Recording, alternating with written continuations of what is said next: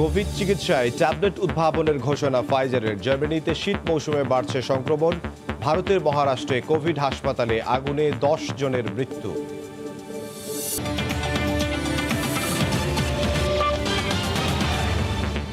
আন্তর্জাতিক সময়ের সঙ্গে আছে আমি ইমদাদুল হক। করোনা ভাইরাসে আক্রান্ত রোগীদের চিকিৎসায় এবার এমন এক ট্যাবলেট নিয়ে এলো মার্কিন ফার্মাসিউটিক্যালস কোম্পানি ফাইজার, যা 89% পর্যন্ত কার্যকর। গুরুতর রোগীদের হাসপাতালে ভর্তি বা মৃত্যু ঠেকাতে এটি সক্ষম বলে দাবি করেছে সংস্থাটি। মহামারী মোকাবিলায় এই ট্যাবলেট অভাবনীয় পরিবর্তন আনতে পারে বলে আশাবাদী সংশ্লিষ্টরা। যুক্তরাজ্যের উদ্ভাবনী একই ধরনের একটি ট্যাবলেট অনুমোদন পাওয়ার একদিন পরই এই ঘোষণা দিল ফাইজার। ক্যালিফোর্নিয়া থেকে সে খবর জানাচ্ছেন লস্কর আল মামুন। করোনা মোকাবিলায় আবারও আশার বাণী নিয়ে এলো মার্কিন ফার্মাসিউটিক্যালস কোম্পানি ফাইজার। পাক্সলোভিড নামে এমন এক ট্যাবলেট আবিষ্কার করেছে তারা, যা করোনা রোগীদের ক্ষেত্রে 89% পর্যন্ত কার্যকর। বয়স্ক ও গুরুতর রোগের উচ্চ ঝুঁকিতে থাকা রোগীদের ক্ষেত্রে এই ট্যাবলেটটি হাসপাতালে ভর্তি বা মৃত্যু ঠেকাতে সক্ষম বলে দাবি সংশ্লিষ্ট গবেষকদের।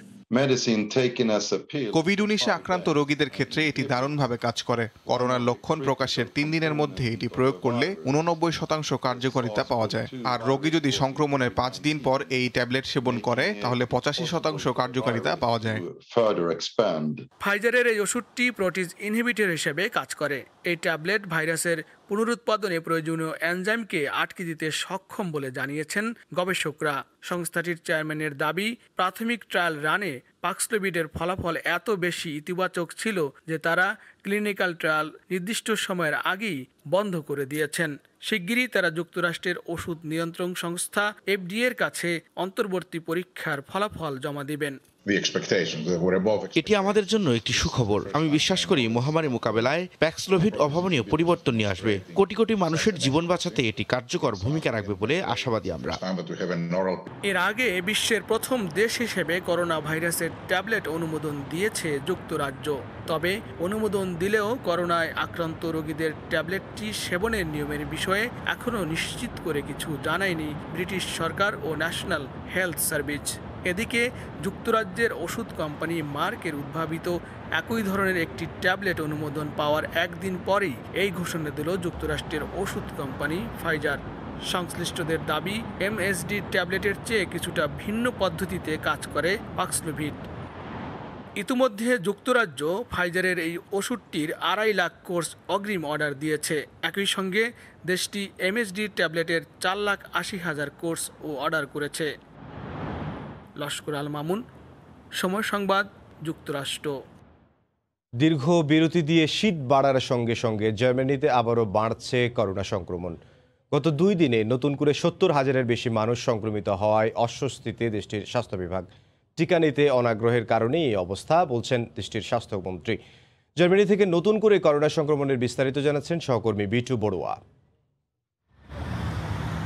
দীর্ঘ বিরতি দিয়ে জার্মানিতে আবারও করোনায় আক্রান্তের সংখ্যা আশঙ্কাজনক হারে বেড়ে যাওয়ায় শঙ্কিত দেশটির সাধারণ নাগরিক সহ প্রবাসীরা। শুধুমাত্র গত 24 ঘন্টায় জার্মানির রবার্ট কখ ইনস্টিটিউটের তথ্য বলছে, দেশ জুড়ে সংক্রমিত হয়েছেন 37,000-এরও বেশি মানুষ। হঠাৎ সংক্রমণের উচ্চমাত্রার হারে দিশেহারা দেশটির সাধারণ নাগরিকরা। তবে সবচেয়ে বেশি আক্রান্ত হয়েছেন হেসেন ও বায়ার্ন অঙ্গরাজ্যের বাসিন্দারা।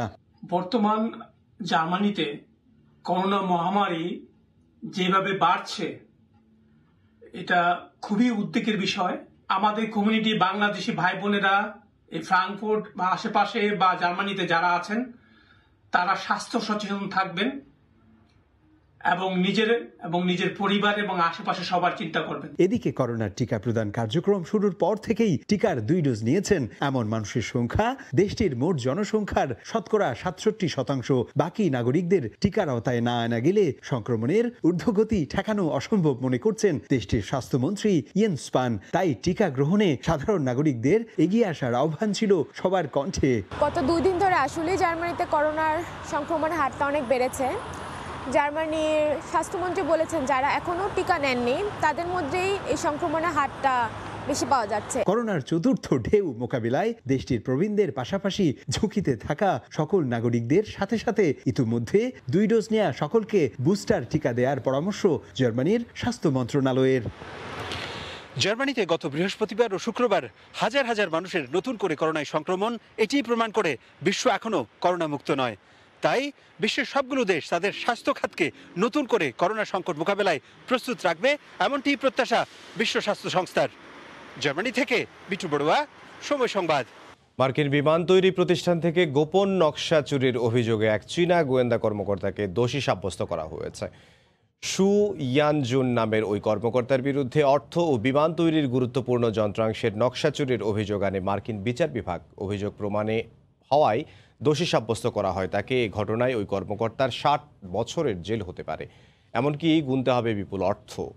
এই সিদ্ধান্তের বিষয়ে এখনও মন্তব্য করেনি চীনা কর্তৃপক্ষ, তবে আগেই এই অভিযোগটি ভিত্তিহীন বলে দাবি করেছিল বেইজিং। বাংলাদেশের উন্নয়নে নতুন প্রজন্মের ব্রিটিশ বাংলাদেশিদের এগিয়ে আসার আহ্বান জানিয়েছেন প্রধানমন্ত্রীর বেসরকারি শিল্প ও বিনিয়োগ বিষয়ক উপদেষ্টা Salman F Rahman. British Bangladesh chamber of কমার্সের আয়োজনে সভায় তিনি বলেন, বেসরকারি খাতের অবদানে বাংলাদেশের অর্থনীতি ঘুরে দাঁড়িয়েছে। ব্রিটেনে বাংলাদেশিরা যেভাবে দক্ষতার সঙ্গে কাজ করছে, তেমনি বাংলাদেশেও মেধাশক্তি কাজে লাগাতে পারলে অনেক দূর এগিয়ে যাবে বলে মন্তব্য করেছেন সিবিআই প্রেসিডেন্ট। লন্ডন থেকে সানবীর রূপলের রিপোর্ট। ব্রিটেনের 7.5 কোটি জনসংখ্যার মধ্যে 10 লাখের বেশি বাংলাদেশির বসবাস। যুক্তরাজ্যে 3,12,000 কোটি ডলারের বিশাল অর্থনীতিতে বাংলাদেশিদের অবদানও কম নয়। মেধা ও দক্ষতা কাজে লাগিয়ে বিভিন্ন খাতে কাজ করছেন প্রবাসীরা। এই মেধা ও দক্ষতা বাংলাদেশের অর্থনীতিতেও কাজে লাগানোর পরামর্শ দেন কো-ফেডারেশন অফ ব্রিটিশ ইন্ডাস্ট্রির president Lord বিলোমোরিয়া। 89% of businesses today have at least one target related to decarbonization. যুক্তরাজ্যের বাজারে প্রায় 350 কোটি ডলারের পণ্য রফতানি করে বাংলাদেশ। এর বেশিরভাগই তৈরি পোশাক। তবে কৃষিজাত সহ অন্যান্য পণ্য বাজারজাত করতেও ব্যবসায়ীরা কাজ করছেন বলে জানান ব্রিটিশ বাংলাদেশ চেম্বারের সভাপতি। আমরা 2020 সাল থেকে এগ্রিকালচার ইভেন্ট নিয়ে কথা বলতেছি, ফার্মারদের সাথে আমরা কাজ করছি। বাংলাদেশে প্যারিশেবল প্রোডাক্টের যে এক্সপোর্টার, ওদের সাথে কাজ করছি। এবং মার্কেটে ঢুকতে হলে আপনাকে এই প্রসেসের মাধ্যমে যেতে হবে এবং সেফ ফুড প্রডিউস করতে হবে। লন্ডনের একটি হোটেলে আয়োজিত আলোচনা সভা ও নৈশভোজে যোগ দেন বাংলাদেশ যুক্তরাজ্যের ব্যবসায়ী ও প্রবাসীরা। গেল এক যুগে বাংলাদেশের অর্থনীতির চিত্র তুলে ধরে বিনিয়োগের আহ্বান জানান প্রধানমন্ত্রীর বেসরকারি শিল্প ও বিনিয়োগ বিষয়ক উপদেষ্টা Salman F Rahman. It took 38 years for Bangladesh GDP to grow from $8 billion to $38 billion. And it took 12 years for the GDP to grow from $38 billion to $330 billion. যুক্তরাজ্যের অর্থনীতিতে বছরে 4.2 বিলিয়ন পাউন্ড অবদান রাখে বাংলাদেশিদের শ্রমে গড়া 12,000 রেস্তোরাঁ। সানবীর রূপল, সময় সংবাদ, লন্ডন, যুক্তরাজ্য। উপসাগরীয় অঞ্চলে বসবাসরত প্রবাসী বাংলাদেশি ব্যবসায়ীদের অংশগ্রহণে বাংলাদেশ বিজনেস কাউন্সিলের আয়োজনে প্রথমবারের মতো অনুষ্ঠিত হলো বাণিজ্য সম্মেলন। সংযুক্ত আরব আমিরাত, কাতার, ওমান সহ আশপাশের দেশগুলোর প্রবাসীরা এই সম্মেলনে অংশ নেন। কাতার প্রতিনিধি আনোয়ার হোসেন মামুনের তথ্য ও ছবি নিয়ে রিপোর্ট।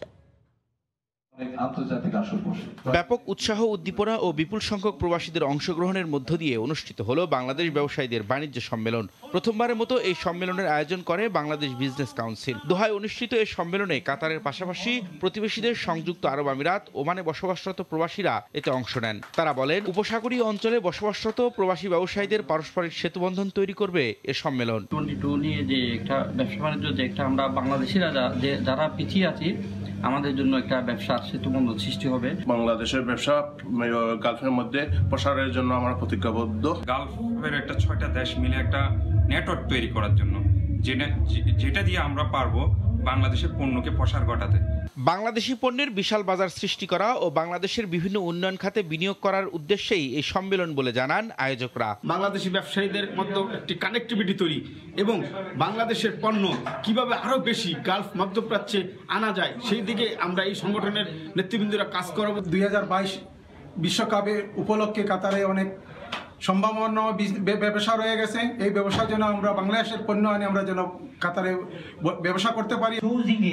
বাণিজ্য সম্মেলনের উদ্যোগকে স্বাগত জানান কাতারে নিযুক্ত বাংলাদেশের রাষ্ট্রদূত। আমাদের এখন চেষ্টা হচ্ছে আমরা আমাদের দিক থেকে যাতে বেশি পরিমাণে পণ্য কাতারে রপ্তানি করতে পারি, সেটা আমাদের চেষ্টা থাকবে। এবং কাতার একটা অসাধারণ দৃষ্টান্ত স্থাপন করেছে মহামারী নিয়ন্ত্রণ করার মাধ্যমে। 2022 কাতার ফুটবল বিশ্বকাপকে সামনে রেখে ব্যবসায়িক সম্ভাবনার কাজে লাগাতে সম্মেলনে গালফ বাংলাদেশ বিজনেস অ্যাসোসিয়েশন নামে নতুন একটি সংগঠন তৈরি করা হয়। কাতার সহ মধ্যপ্রাচ্যের দেশগুলোতে বাংলাদেশি পণ্যের বাজার সৃষ্টির লক্ষ্যে কাজ করবে এ সংগঠন। সময় সংবাদ, দোহা, কাতার। আর বদ্ধ ঘরে থাকতে ইচ্ছুক নয় প্রবাসী গৃহিণীরা। তারাও ধীরে ধীরে অদম্য সাহসী উদ্যোক্তা হয়ে নিজের পায়ে দাঁড়াতে চায়। সে লক্ষ্য নিয়ে এগিয়ে যাচ্ছেন আমিরাতে অবস্থানরত প্রবাসী গৃহিণীদের সংগঠন মম অ্যান্ড কিডসের সদস্যরা। সিবলিয়াল সাদিকের রিপোর্ট। দুবাই, শারজা, আজমান সহ সংযুক্ত আরব আমিরাতের বিভিন্ন প্রদেশে বসবাসরত প্রবাসী গৃহিণীরা স্বপ্ন দেখছেন সফল উদ্যোক্তা হয়ে ওঠার। ঘরে পুরুষ কর্তার উপর নির্ভর না করে নিজেরা যেন প্রবাসের মাটিতে স্বনির্ভর হতে পারেন তা নিয়ে কাজ করছেন তারা। সে লক্ষ্যে গঠন করেছেন মম অ্যান্ড কিডস নামে একটি সংগঠন। শুক্রবার রাতে ছিল এই সংগঠনের অভিষেক। আমি যেহেতু একটা সুন্দর ইন্টারন্যাশনাল প্ল্যাটফর্মে আছি, দুবাইতে আছি, এটা যেন আমাদের বাউন্ডারির বাইরে আরও যারা সাউথ এশিয়ান ন্যাশনালিটি আছে, যারা শাড়ি পরেন, ওনারা যেন এই অ্যামেজিং ফেব্রিকটা যেন চেনে। এই কারণে আমি এক্সিবিশনগুলো করি দুবাইতে। এই ধরনের অর্গানাইজেশন আমার মনে হয় আরও হওয়া উচিত। এরকম প্রস্তুতি আয়োজন খুব ভালো। ছোট ছোট যারা বাঙালি কমিউনিটি, যারা ছোট ছোট উদ্যোক্তা, ওরা যেন আরও বেশি উৎসাহী হয়। মম অ্যান্ড কিডসের যাত্রায় প্রবাসী গৃহিণীদের উদ্যোগে সংযুক্ত আরব আমিরাতের আজমানের একটি অভিজাত রেস্তোরাঁয় এক হস্তশিল্প মেলার আয়োজন করা হয়। প্রবাসী পরিবারগুলো নিজেদের তৈরি নানা পণ্য নিয়ে বেচাকেনার জন্য হাজির হয়েছিলেন এই মেলায়। নতুন হলের মধ্যে সবাইকে যেহেতু উমেন্সরা এসে ওদের এক্সিবিশন করে ওদের প্রোডাক্টগুলো দেখাইতে পারুক, যেন ওরা সেল করতে পারুক, তাই বলে আমরা এখানে একটা এক্সিবিশন তৈরি করলাম মহিলাদের জন্য। এবং অনেক প্রতিভা আছে ওনাদের মধ্যে যেগুলো দেখাইতে পারতেছে না, তো এর জন্য আমি ওনাদেরকে একত্রে করে আমি এই প্ল্যাটফর্মটা তৈরি করেছি যে মেয়েরা যাতে আগাইতে পারে আর কি। অনুষ্ঠানে দুবাই ও উত্তর আমিরাতে নিযুক্ত বাংলাদেশের consul general BM Jamal Hossain প্রধান অতিথি হিসেবে উপস্থিত ছিলেন। এছাড়া প্রায় 1000 খানেক প্রবাসী পরিবারের উপস্থিতিতে প্রাণবন্ত ছিল মেলা প্রাঙ্গণ। শিবলিয়াল সাদিক, সময় সংবাদ, সংযুক্ত আরব আমিরাত। বায়ুমণ্ডলে কার্বন নিঃসরণ কমাতে একটি অভিনব বেলুন পদ্ধতির উদ্ভাবন করেছেন ইসরায়েলের একদল তরুণ উদ্যোক্তা। বায়ুমণ্ডল থেকে সরাসরি কার্বন শোষণ করতে সক্ষম এই বেলুন আগামীতে কার্বনের পরিমাণ আরও কমানোর লক্ষ্যে বড় পরিসরে কাজ করছে দলটি। বিশ্বব্যাপী জলবায়ু পরিবর্তনের বিরূপ প্রভাব রীতিমতো উদ্বেগের কারণ হয়ে উঠেছে। জলবায়ু পরিবর্তনে COP26 সম্মেলনে বিশ্ব নেতারা কার্বন ডাই অক্সাইডের ব্যবহার কমাতে যখন আলোচনায় ব্যস্ত, তখন ইসরায়েলের একদল তরুণ কার্বন নিঃসরণে নতুন পদ্ধতির উদ্ভাবন করেছেন। তরুণদের ওই দলটি হাই হোপস ল্যাব নামে একটি প্রতিষ্ঠানের যাত্রা করেছেন। তাদের উদ্যোগে একটি বক্স আকৃতির বড় বেলুন তৈরি করা হয়েছে, যেটি বায়ুমণ্ডল থেকে কার্বন শোষণে সক্ষম। শিল্পনির্ভর কৃষিকাজ ও অতিরিক্ত জীবাশ্ম জ্বালানি ব্যবহারের কারণে কার্বন ডাই অক্সাইডের নির্গমন বাড়ছে, যা জলবায়ু পরিবর্তনে ব্যাপক প্রভাব ফেলছে। বায়ুমণ্ডল থেকে কার্বন ডাই অক্সাইড নির্ধারিত মাত্রায় কমাতে প্রয়োজন অনেক বেশি শক্তি, যা যে কোনো দেশের সরকারের জন্য অত্যন্ত ব্যয়বহুল। কিন্তু হাই হোপস হিলের তৈরি ওই বেলুনের সাহায্যে কম খরচে কার্বন শোষণ সম্ভব। এরই মধ্যে ছোট পরিসরে একটি পরীক্ষাও চালানো হয়েছে। একটি বক্সে করে গ্যাস ভর্তি বেলুনটি ছেড়ে দেওয়া হয়, যেটি কার্বন শোষণে ডিভাইস হিসেবে কাজ করে। এটি হিমায়িত কার্বনকে বাতাস থেকে আলাদা করে পৃথিবীতে ফিরিয়ে আনতে এবং তা পুনরায় ব্যবহার উপযোগী করে তুলতে সক্ষম।